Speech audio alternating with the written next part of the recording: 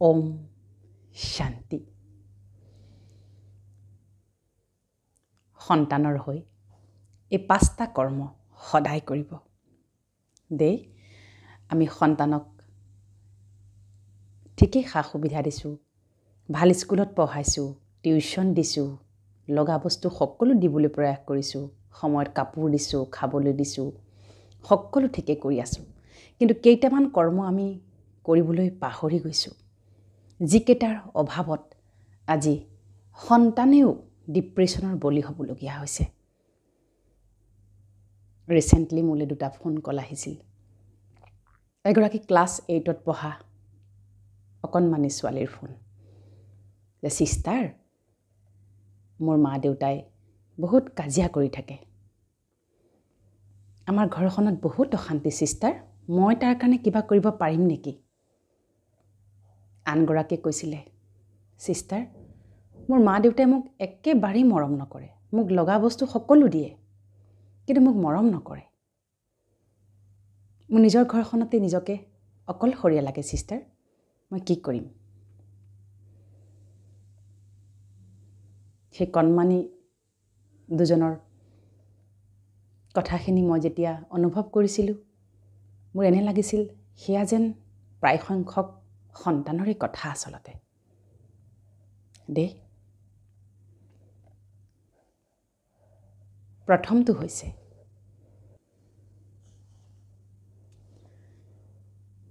এই 5টা কৰ্ম আপুনি আজিৰে পৰা আৰম্ভ কৰকচোন কৰিবলৈ দেই।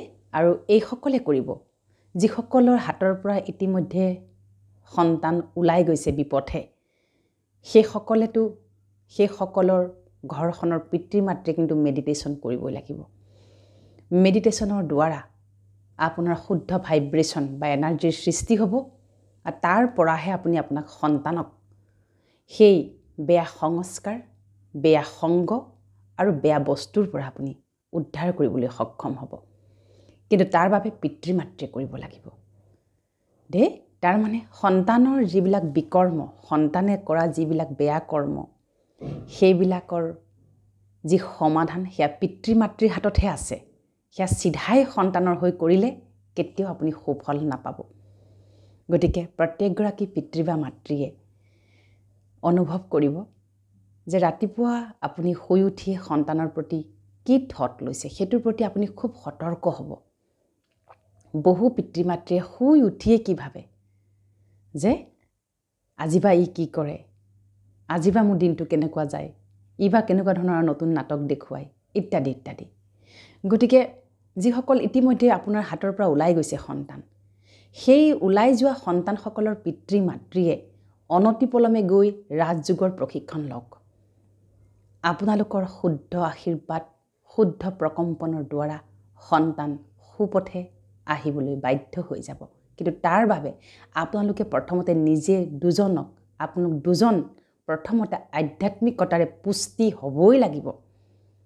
তাৰ কোনো শ্বৰ্টকাট নাই। এই পৃথিৱীত এনেকুৱা কোনো মাৰ্গ নাই যি সন্তান বিপথে গুচি গৈছে, কিবা যাদু মন্ত্ৰ কৰিছোঁ, কিবা কৈছোঁ। হাজাৰ সংকল্প লওক, যদি সেই সংকল্প আপোনাৰ শুদ্ধ ভাইব্ৰেশ্যন, শুভকামনা শুভভাৱনাৰে নোলায়, আপুনি যদি এটা নিয়ম বুলি মানি থাকে, তেতিয়াহ'লেতো আপুনি জীৱনত কেতিয়াও সফল নহ'ব। সেইবাবে সন্তান পিছত প্ৰথমতে আপুনি নিজে নিজক চিকিৎসা কৰিব লাগিব। আমাৰ বুনিয়াদটোত আমি বহু বস্তু ভুল কৰি পেলাওঁ। সেইবাবে মই এইখিনি মহামন্ত্ৰ কাৰ বাবে দিছোঁ, যিসকলৰ সন্তান এতিয়াও আপোনাৰ হাতৰ মুঠিত আছে, যিসকলে এতিয়াও বিপথে পৰিচালিত হোৱা নাই, যিসকল এতিয়াও আপোনাৰ লগত আছে, এতিয়া আপোনাৰ কণ্ট্ৰলত আছে, বেয়া সংগ বেয়া সংস্কাৰৰ এতিয়ালৈকে তেওঁলোক বলি হোৱা নাই, সেইসকল পিতৃ মাতৃৰ বাবে মই এই কৰণীয় 5টা কাম দিছোঁ। কৰক, 100% গেৰেণ্টেড। কিন্তু এটা কথা মই এইখিনিতে বাৰে বাৰে কৈ থ'ম, এনেকৈ নাভাবিব যে এইখিনি কৰাৰ লগে লগে কিবা এটা মেজিক হৈ যাব দেই। একো যাদু নহ'ব নোৱাৰে। কিয় কৰিব দিছোঁ, এই 5টা কাম আপুনি আজীৱন কৰিব লাগিব। সন্তানৰ হৈ এইখিনি কাম নিস্বাৰ্থভাৱে আনকণ্ডিশ্যনেলি অন্তঃকৰণেৰে কৰিবই লাগিব। সন্তানক শুই উঠিয়েই সন্তানৰ হৈ সদায় শুদ্ধ আশীৰ্বাদ দিয়ক। তুমি মাষ্টাৰ শক্তিশালী, তুমি জ্ঞানী, তুমি পৰম পিতা পৰমাত্মাৰ ঈশ্বৰ আল্লাহ গড ভগৱানৰ সন্তান। মই তোমাৰ শ্ৰেষ্ঠ পালনা কৰোঁ, মই তোমাৰ শ্ৰেষ্ঠ মাতা। তুমি কৰা হাজাৰ ভুলক মই ক্ষমা কৰি দিছোঁ আৰু তুমি যেনেকুৱাই মই তোমাক তেনেকৈ গ্ৰহণ কৰিছোঁ। আজিৰে পৰা তুমি মোৰ পৰম সহযোগী। মই তোমাৰ প্ৰতিটো খোজত, তোমাৰ প্ৰতিটো কথাত মই তোমাক সহযোগ কৰিম। আৰু আজিৰ দিনটোত মই তোমাক কোনো কাৰণত খং, গালিগালাজ, বেয়া কথা, উচ্চ স্বৰত কথা নকওঁ। এইটো প্ৰতিশ্ৰুতি নিজে নিজক লওক। এই 5টা কথাৰ প্ৰতি খুব বেছি আপুনি মনোযোগ ৰাখিব। যেতিয়া সন্তানে ভাত খাই থাকে সেই সময়ত যাতে কোনো ধৰণৰ নিগেটিভ কথা, গালিগালাজ, টানকৈও আপুনি শব্দ নকয়। খুব বেছি এটেনশ্যন ৰাখিব কিন্তু দেই। যেতিয়া সন্তানে ভাত খাই থাকে বা কিবা খাই থাকে সেই সময়ত আপুনি সন্মুখত বহি কেৱল শুদ্ধ ভাইব্ৰেশ্যন দিয়ক, সন্তান হিচাপে নহয়, আত্মা হিচাপে। সেইবাবে আত্মাৰ জ্ঞান এতিয়া আমি লোৱাটো খুব বেছি আৱশ্যক হৈ পৰিছে। শৰীৰ কেন্দ্ৰিক হৈ যদি চিকিৎসা কৰোঁ কেতিয়াও মানসিক সমস্যাৰ সমাধান হ'ব নোৱাৰে। আত্মা জানি, আত্মা বুজি, আত্মা দেখিহে আমি কিন্তু এতিয়া চিকিৎসা কৰাৰ সময় সমাগত। আত্মা মানে কি? জীৱ, কনচিয়াছনেছ, চেতনা, যে ইয়াত স্থান লৈ থাকে দেই। সেইবাবে চেষ্টা কৰক, সন্তানে যেতিয়া খায়, খোৱাৰ সময়ত সন্মুখত বহক, সেই খাদ্যত আপোনাৰ শুদ্ধ ভাইব্ৰেশ্যন দিয়ক। এয়া অমৃত পান কৰি আছে। এই অমৃতত স্বয়ং ঈশ্বৰ আল্লাহ গড ভগৱান পৰম পিতা পৰমাত্মাই শক্তি, জ্ঞান, আনন্দ, সুখ, প্ৰেম, একাগ্ৰতা, দিব্যতা, শক্তি ভৰাই তুলিছে। তাৰ বাদে যেন আপোনাৰ বেলেগ কথা মুখৰ পৰা নোলায়। সিহঁতে যেতিয়া খাদ্য খাই থাকে চেষ্টা কৰিব কথা, যিকোনো কথা যাতে সিহঁতৰ লগত আপুনি ডিছকাশ্যন নকৰে, শান্তিপূৰ্বকভাৱে খাদ্য খাবলৈ দিব। দ্বিতীয়টো হৈছে সন্তানে যি খাদ্য খাই ভাল পায় তাৰ প্ৰতি লক্ষ্য ৰাখিব। কিন্তু সেইবুলি এইটো কোৱা নাই বাহিৰৰ বাটৰ পৰা জাংক ফুড আনি পেলাই, বেলেগ ৰেষ্টুৰেণ্টৰ পৰা জমেটো এইবিলাক কৰি পেলাই আপোনাক জাংক ফুড দিবলৈ কোৱা নাই। সন্তানে যি খাদ্য খাই বাহিৰতো ভাল পায় সেইবিধ খাদ্য আপুনি ঘৰতে বনাবলৈ, ভালকৈ বনাবলৈ আপুনি নিজক ট্ৰেইনিং দিয়ক। বহুত ইম্পৰ্টেণ্ট। এতিয়া ঘৰ সংসাৰক লৈ আমি ব্যস্ত হ'ব লাগিব দেই। এতিয়া ঘৰ সংসাৰ সন্তান লৈ ব্যস্ত হোৱাৰ সমাগত যিসকলৰ সন্তান এতিয়াও বিপথে যোৱা নাই, মই সেইসকলক বাৰে বাৰে কৈ আছোঁ, তেওঁলোকে ভালপোৱা খাদ্য বনাই খুৱাবলৈ চেষ্টা কৰক। তৃতীয়তে, সন্তানৰ লগত সদায় বন্ধুসুলভ কথা বতৰা, ডিছকাশ্যন কৰক। সমাজত কি ঘটি আছে, বিদেশত কি ঘটি আছে, ক'ত কি হৈ আছে, কি ডাঙৰ নিউজ চলি আছে, পৃথিৱীৰ কি খবৰ, সন্তানৰ লগত ধুনীয়াকৈ আলোচনা কৰক যে তুমি গম পাইছানে এইটো হৈ আছে, কি হৈ আছে। তেওঁলোকৰ অপিনিয়ন শুনক আপুনি, তেওঁলোকে কি ক'ব বিচাৰিছে দেই। বহুত ইম্পৰ্টেণ্ট। এটি ক্লাছ 1ত পঢ়া সন্তানেও আপোনাক অপিনিয়ন দিব কিন্তু যদি আপুনি খুব ভালকৈ আলোচনা কৰে। চতুৰ্থতে, কেতিয়াও সন্তানৰ মগজত কম্পেৰিজনৰ মনোভাৱ সোমোৱাই নিদিব। বহুত বেছি এলাৰ্ট থাকিব দেই। কেতিয়াও কম্পেৰিজনৰ মনোভাৱ সোমোৱাই নিদিব। তাতকৈ 2টামান নম্বৰ বেছি পোৱাটোৰ কথা যাতে আপুনি তাৰ মনত কম্পিটিশ্যন ভাৱ সোমোৱাই নিদিয়ে। সদায় ক'ব তুমি মোৰ পৰম শ্ৰেষ্ঠ সন্তান, তুমি মোৰ বিশেষ সন্তান, তুমি মোৰ বাবে ইউনিক চাইল্ড। থেংক ইউ পৰমাত্মা, থেংক ইউ আল্লাহ ঈশ্বৰ গড ভগৱান, তোমাক মোৰ সন্তান দিয়াৰ বাবে। এনেকৈ ৰাতিপুৱা সদায় শুই উঠিয়ে সন্তানক এনেকৈ হাগ কৰিব লাগে, গুড মৰ্ণিং ক'ব লাগে। যিমান ডাঙৰ সন্তান নহওক কিয় সি লাহে লাহে আপোনাৰ প্ৰিয় বন্ধু হৈ পৰিব দেই। আৰু পঞ্চমত, যেতিয়া আপুনি স্কুলৰ কাৰণে ল'ৰা ছোৱালীক সাৰ পুৱাই খুব সাৱধান হ'ব। এইখিনি কথা খুব এটেনশ্যন দি শুনিব যে যেতিয়া আপুনি সন্তান শুই থাকে, সিহঁতক স্কুলৰ কাৰণে উলিয়াবলগীয়া হয়, চিঞৰি বাখৰি যাতে নুঠায়। ছাবকনচিয়াছ স্থিতিত থাকে সন্তান। আপুনি কোৱা প্ৰথমটো বাক্য ইমান মধুৰ, ইমান শুৱলা, ইমান সুন্দৰ হ'ব লাগে যাতে সেই শব্দটোৰ দ্বাৰা সিহঁতৰ দিনটোৰ আৰম্ভণি হয়। হে উঠা স্কুল দেৰি হ'ব, অমুক তমুক বাছ আহিব, এতিয়া অমুক তমুক যদি আমি কৈ পেলাই সন্তানক উঠাই দিওঁ, সেই সন্তানৰ কিন্তু ভয়ৰ পৰিমাণ, যিটো ভিতৰত ভয়, আজিকালি সন্তানৰ বহুত ভয়। বহু মাতৃয়ে মোক কয় যে সন্তানটো ভয়াতুৰ, বিৰাট ভয় কৰি থাকে। সেই ভয় কোনে সোমোৱালে?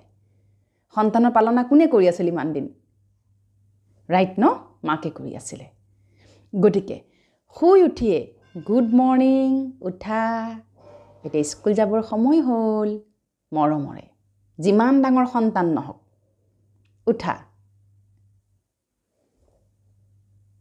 যদি খুদে মা দেৰি হ'ল নেকি নাই হোৱা দেৰি একো চিন্তা নকৰিবা উঠা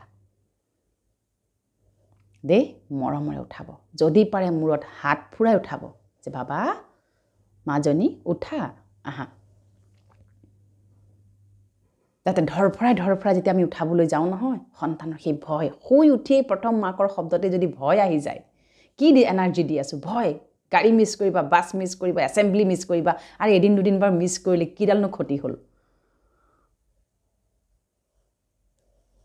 গতিকে কনফিডেন্স বিল্ড কৰক একো নহয় কেতিয়াবা অকণমান দেৰিকেই বাৰু উঠিলে উঠাই আছিল আপুনি তেওঁ উঠা নাই একো নহয় এছেম্বলি মিছ হ'ল একো নহয় মই প্ৰিন্সিপালক লেটাৰ লিখি দিম তুমি কনফিডেণ্টলি স্কুললৈ যোৱা বাকীখিনি সময় তুমি ভালকৈ ক্লাছ কৰা সন্তানৰ ভিতৰত কনফিডেন্সটো খুব বেছি জাগ্ৰত কৰক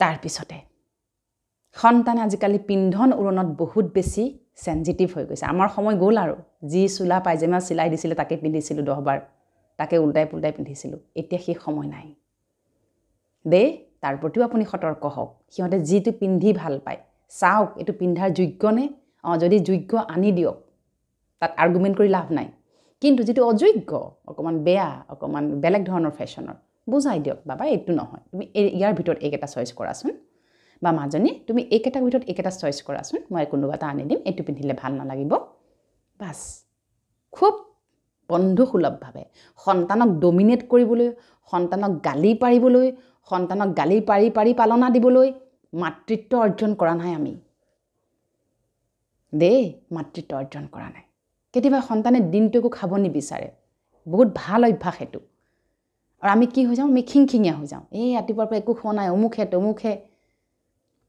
সেই কামটো নকৰিব সিহঁতে যদি কৈছে যে দিনটোত মই আজি একো নাখাওঁ মই এইটোহে খাম ইটছ অ'কে তাতে সংসাৰৰ একদম চিন্তা ভাৱনা সোমাব নালাগে আপোনাৰ শুদ্ধ আশীৰ্বাদ মৰম চেনেহ সকলো ঢালি সেইখিনিকে এবাৰ খুৱাওক দিনটোত আৰু দিনটোত খাদ্যই খাব নালাগে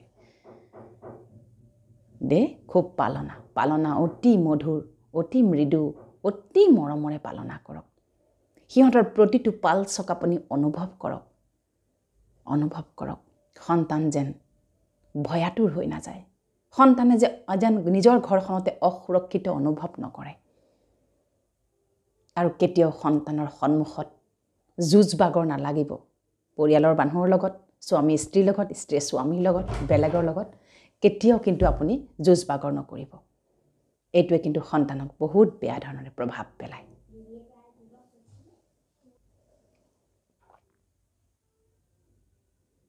আৰু 5টা কাম কৰিব সিহঁতক দিনটোত কোনোবা এটা সময়ত আপুনি মাক বা দেউতাকে ভাত এসাঁজ কিন্তু খুৱাই দিয়ক দিনটোত ব্ৰেকফাষ্ট লাঞ্চ ডিনাৰ লাঞ্চটো টিফিনতে হৈ যায় যেতিয়া স্কুলৰ পৰা আহে যদি আপুনি ঘৰত থাকে তেন্তে সিহঁতক ভাতখিনি খুৱাই দিয়ক সানি দিয়ক নিজৰ হাতেৰে সানি দিয়ক দেই মাকৰ মমতা সেই সনা ভাততে আহে হয়নে আগতে মা দেউতাই যেতিয়া আমাক কিবা এটা খাবলৈ দিয়ে ইমান আগ্ৰহেৰে খাওঁ কিমান মৰমৰে খাওঁ সানি দিছেনে আজিলৈকে আপুনি নাই দিয়া দিলেও আপুনি বিভিন্ন ধৰণৰ কথা কৈ অমুক তমুক কৈ আপুনি দিয়ে তাৰ মাজতে যদি সিহঁতে কিবা এটা কমপ্লেইন কৰে তাতো আমাৰ টিঙিচকৈ খংটো উঠে হয়নে মই মাতৃসকলক এটা আহ্বান কৰোঁ প্ৰয়োজন নহ'লে এইবিলাক যে আমি আজিকালি যে কিবা কিবি সংগঠন কিবা কিবি অমুক তমুকৰ লগত বেছি জড়িত হৈ পৰিছোঁ এটাটো হৈ গৈছে আমি নিজে কৰ্ম কৰোঁৱে 80% মহিলা এতিয়া ঘৰখনত কৰ্ম কৰাৰ পিছত যে আপুনি ঘৰলৈ আহে নহয় নিজকে ব্লক কৰি পেলাওক কিন্তু সন্তানৰ কাৰণে মই দেখিছোঁ বহু মহিলাই বিভিন্ন সংগঠন গ্ৰুপ কিবা ধৰণত বহুত ব্যস্ত হৈ থাকে দেই গতিকে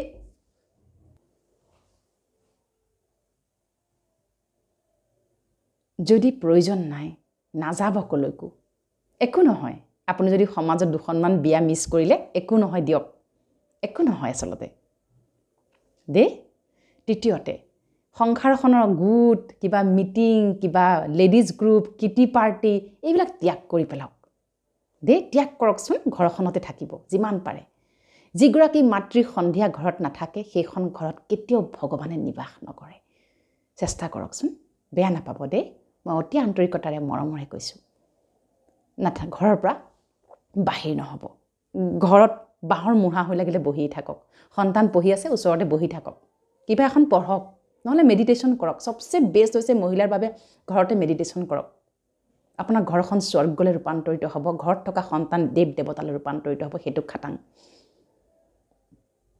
দেই য'ত নগলেই নচলে এটা আশীৰ্বাদ দিলে কাম চলি যায় সেই তেনেকৈ চলাওক আৰু য'ত যাবই লাগিব গত্যন্তৰ নাই যাওক তালৈ কিন্তু গৈ পেলাই যেন সময় একদম লৈ যায় ইমান সময় তাত থাকিম কাৰণ মই মোৰ ঘৰত থাকিব লাগিব মোৰ প্ৰেজেন্সটো ঘৰত ইম্পৰ্টেণ্ট